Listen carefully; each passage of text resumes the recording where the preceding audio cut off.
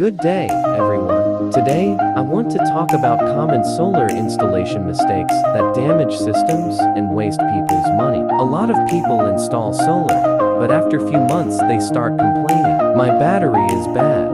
My inverter is tripping. My system is not lasting. Most times, the problem is not the solar equipment. The problem is poor installation. One common mistake is wrong load calculation. Before installing solar, you must know the total appliances you want to power. If the load is too much for the inverter or battery, the system will keep failing. Another mistake is using undersized cables. Small cables can cause overheating, voltage drop, and even fire hazard. Good cable sizing is very important in every solar installation. Another major mistake is poor battery connection. Wrong battery wiring can damage inverters and reduce battery life quickly. Also, many people mix old battery with new battery.